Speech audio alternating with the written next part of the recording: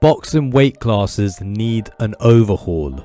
I know, it's another video of me complaining about boxing and how things could be better, but just hear me out. With the Bridgerweight weight class being introduced in 2020, it has occurred to me that we could potentially have a maximum of 70 boxing world champions, and this doesn't even include the super, interim or ring magazine title holders.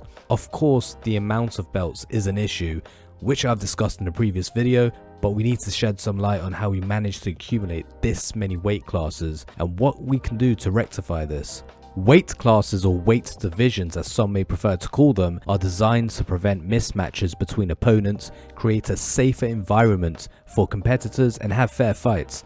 There are currently 18 weight classes in men's professional boxing that range from strawweight, which is 105 pounds, to heavyweight, which is anything over 224 pounds if I'm not mistaken. So why do we have so many weight classes?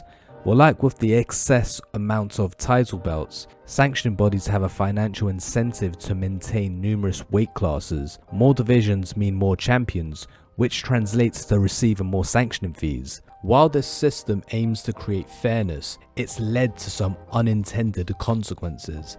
For instance, as previously mentioned, an excess of world champions that demeans the value of being a champion, and fighters can easily claim championships across several closely spaced divisions, inflating their accomplishments. Also, the creation of barren weight classes where there is a lack of top tier talent in some classes, making it easier for fighters to avoid tough competition. I mean, where's the fun in that? And really and truly, this idea of weight classes making boxing safer is only really reflected in the smaller weight classes. There is a clear inconsistency between the amount of weight classes from strawweight to featherweight compared to light middleweight to light heavyweight, even though these weight classes are separated by 21 pounds. To put that into context, there are 7 weight classes from strawweight to featherweight, whereas there are only 4 weight classes between light middleweight to light heavyweight.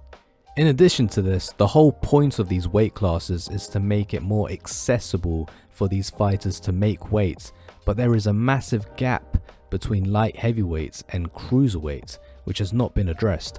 I've not been able to substantiate why this inconsistency among these weight classes exists. I've pulled some sources that make the case that there aren't as many fighters in heavier weight classes, therefore it's not as necessary to split up the weight categories as much. But who knows, what I can say is no other combat sport complicates weight classes as much as boxing. I think the UFC has a decent approach to their men's weight classes, but even that needs some work, just for the opposite reason to boxing. Here they have 8 weight classes that are on average 10 pounds apart, which ironically takes clear inspiration from boxing's glamour division days, where they only adopted the most prominent weight classes, so no weight classes with light or super. If boxing adopted a similar approach with, say, 12 weight classes as opposed to the current 18, and implement a more consistent weight gap of no more than 9 to 10 pounds, then it should dramatically improve the experience of keeping track of weight classes and its champions while still maintaining fairness. Realistically, any changes to weight classes face significant hurdles.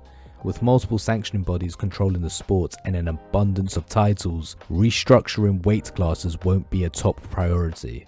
However, it's crucial to address these issues for the future of boxing.